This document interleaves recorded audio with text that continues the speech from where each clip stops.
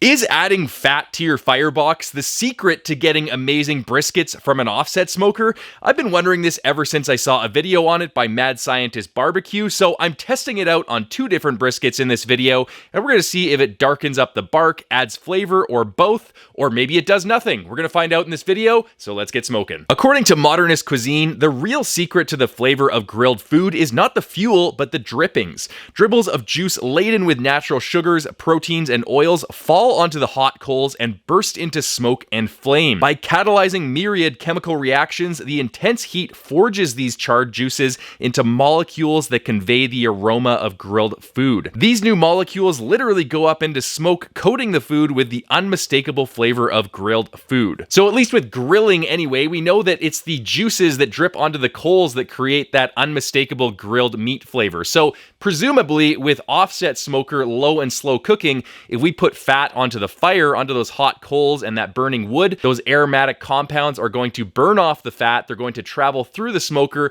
they're going to attach to the brisket, and then we'll get that grilled meat flavor that tastes like grilled steak and hamburger on the brisket. That's the theory anyway, but whether it holds up in real life is the real question. So, jumping into the experiment, I'm lighting some charcoal in the fireboxes of both of my smokers. I'm using a Highland offset smoker and a Longhorn offset smoker for this video, and I'm lighting it with my grill gun. If you guys want a tool that lights a firebox in less than 60 seconds, and you don't have to mess around with smoky chimneys and fire starters anymore, definitely recommend the grill gun. I'll put it in the description section below if you want to check it out. I'm now rubbing both briskets with my brisket rub. I'm commercializing this rub soon, actually. If you guys want to be the first to know when it comes out, sign up in the description section below. I'll leave a link there to a sign up form, so you'll be the first to get notified. I'm doing a first limited run, and then it won't be available for another few months while I figure out what the demand is for it. It has all of the ingredients I love putting on brisket, including heavy salt and pepper focus with some sumac in it. I did a video on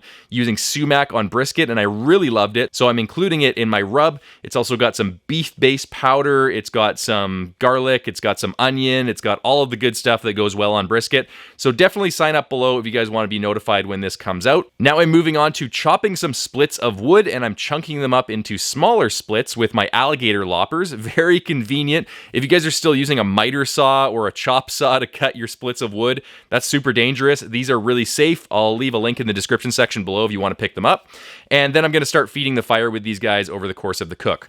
Now I'm putting the brisket on the, let's call it the fat on the fire smoker, and I'm closing it up. And now I'm moving over to the Longhorn smoker. I'm putting the control brisket onto the smoker, and that's the brisket that's not going to have any fat on the fire at all. Now I'm heating up some liquid beef tallow on my firebox, and I'll be using that during this experiment. I know that a lot of people use actual chunks of fat and throw them in the fire, but I kind of find it hard to believe that a Texas barbecue restaurant would do that. It doesn't seem very efficient. I would think that it would be better to render it down into beef tallow and then just drip some or squirt some into the firebox, because you're more simulating that experience of grilling meat where the juices are dripping down. Usually when you're grilling meat, you're not burning the fat directly on the coals, and if we want to simulate that grilled meat flavor, I kind of want to stay as close to that grilling experience as possible. So that's why I'm using liquid beef tallow. I feel like it might be more of a authentic type flavor, and I also think that it's going to be way more convenient, which is probably the real reason why I'm doing it. I just don't want to keep a bunch of raw fat around and continually add it to the fire. I don't think it's practical. Now I'm going to start adding the fat to the fire, but first I want to thank ZBiotics for sponsoring this video. Let's face it, after a night with drinks, I don't bounce back the next day like I used to. I have to make a choice. I can either have a great night or I can have a great next day. That is, until I found ZBiotics. ZBiotics Pre-Alcohol Probiotic is the world's first genetically engineered probiotic. It was invented by PhD scientists to tackle rough mornings after drinking. Here's how it works. When you drink, alcohol gets converted into a toxic byproduct in the gut. It's this byproduct, not dehydration, that's to blame for your rough next day. ZBiotics produces an enzyme to break this byproduct down. It's designed to work like your liver, but in your gut where you need it the most. Just remember to drink ZBiotics before drinking alcohol, drink responsibly, and get a good night's sleep to feel your best tomorrow. Memorial Day weekend is fast approaching, so make sure to stock up on ZBiotics ZBiotics for you and your friends. Go to zbiotics.com/SmokeTrailsBBQ or scan the QR code on the screen right now to get 15% off your first order when you use Smoke Trails BBQ at checkout. You can also sign up for a subscription using my code so you can stay prepared no matter the time or occasion. ZBiotics is backed with a 100% money-back guarantee, so if you're unsatisfied for any reason, they'll refund your money, no questions asked. Remember to head to zbiotics.com/SmokeTrailsBBQ and use the code SmokeTrailsBBQ at checkout for 15% off. Thank you, ZBiotics, for sponsoring this episode. So, adding that liquid beef tallow to the fire and whoosh, pretty much like adding an accelerant to the fire. Maybe I should have used chunks, I don't know, but we're stuck with this for now, so it'll be fine. And I'm continuing to do that basically every 30 minutes to an hour and trying not to singe my eyebrows off. And 12 hours in, the fat on the fire brisket looked like this, pretty dark, I'd say. So I'm wrapping both briskets up and they're going in my sous vide holding chest at 150 degrees for around 18 hours. All right, guys, so this brisket has been holding for 18 hours now. It is the brisket that I put all the tallow on the fire. So I'm looking at it. It looks like it's got a really nice dark bark. It looks a little bit darker than my normal brisket. So maybe the beef tallow is adding a little bit of extra darkness to the brisket. I'm going to give it a smell now. Smelling it, it definitely smells different than my normal briskets. It's not only smokier, it has this extra scent to it that I can't really put my finger on, but it smells really, really smoky in a kind of different way than I'm used to. So there might be something to this, guys, but let's cut into it and try it out because the taste test is what's going to matter. Now, before I cut into it, I've got another chunk from the control brisket. I used this for another video, actually. That's why it's in a little bit of a chunk here. But I'm going to taste this first, just so I can compare it to the fat on the fire brisket. I want to get a kind of baseline here for smoky flavor. Smelling this, it is smoky. It's like a wood-fired smoke, though. It's a little different than the other one. The other one smells a little bit like animal fat smoke, if that's even a thing. Okay, let's take a taste of this guy. Did the slice a little bit too big, but that's tasty. I got my baseline comparison now, so I'm going to slice into this brisket. Actually, right about, yeah. There we go. Flat's a little tough. Let's see what it looks like here. The double decker. Look at that. Ooh. That looks absolutely amazing. Love it. Never gets old, guys. Never gets old. Okay, I am going to put some tallow on there, and then I'm going to slice this guy up. Starting right about here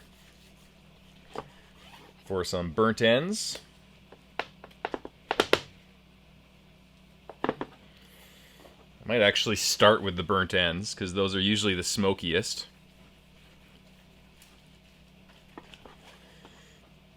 Big old slice there. Big old slice there. Big old, probably too big slice there. And that's the one that I want to try. So here's the brisket. I'll pull it apart. Pulls apart perfectly. And let's give it a taste. Actually, you know what? I'm going to start with a burnt end this time. I never do that. Seems like a good experiment for starting with a burnt end. I don't really know what I just tasted there. I'm going to taste this part of the point now. Oh, okay. I just got a huge hit of something. Okay, I thought I was going to say that I don't taste a difference at all, but I definitely taste a difference now. Before I give you guys my thoughts, I'm just going to take a slice of the point here. Or, sorry, the flat. Duh. Okay. Let's get some tallow on there. I'm just going to nibble some of the bark. Okay, I just ate a ton of this brisket just to confirm that what I'm thinking is actually true, and I think that it is. It's not a huge difference from the brisket that I smoked without any fat added to the fire, But what I'm picking up on is that taste of like a grilled steak or grilled chicken or some sort of piece of grilled meat that's grilled over a charcoal fire, and the fat kind of drips down and you get those vapors and the smoke coming off of the fat when it hits the charcoal and it hits the chicken or the steak or the chunk of meat, and then you get the sear marks, and it just has that charcoal seared flavor that kind of tastes like burnt animal fat. That is kind of what this brisket tastes like. And it's very subtle. Maybe I didn't add enough tallow. Maybe it would have been better to add the fat in unrendered form. Just carve off some trimmings of fat and chuck it in the fire so it burns more slowly. Maybe this liquid tallow isn't the best way to do this, but I am getting that flavor, that grilled meat flavor. Does it add anything to the flavor of the brisket? I think it does, but is it enough to make me want to go through the extra effort of throwing beef fat or beef tallow on the fire every 30 minutes to an hour? Probably not. It's not a big enough difference for me that I would care about it, that it's really going to transform the taste of my briskets. It was very subdued. It was a little bit of extra flavor that is kind of unexpected, and it could taste good. But for me, I don't think that I will be using that method going forward a lot. Maybe I'll try it out once or twice and see if I get different results. But the beef flavor, the salt, the rub, the smoke flavor from the wood, it's just way more overpowering than that slight little hint of extra kind of grilled animal fat, beef fat flavor that you get from the beef tallow, at least in this experiment. But I'd like to hear from you guys. If you guys have tried using beef fat on the fire when you're smoking brisket, did it taste any different? Is it worth going through the extra effort of doing that? Let me know in the comment section below. And if you guys want to get more involved in the Smoke Trails barbecue community, consider joining my Patreon. You'll get instant access to a Discord chat server where you'll get access to me. You can ask me questions, and you can ask everyone else in the community questions. Everyone there is great, and we're all committed to getting better at barbecue. You can follow me on Instagram. You can join the Smoke Trails Barbecue Nerds Facebook group. You can like and subscribe and comment on this video. That's the easiest way to get involved. So thanks so much for watching, guys. I will see you in the next video, and happy smoking.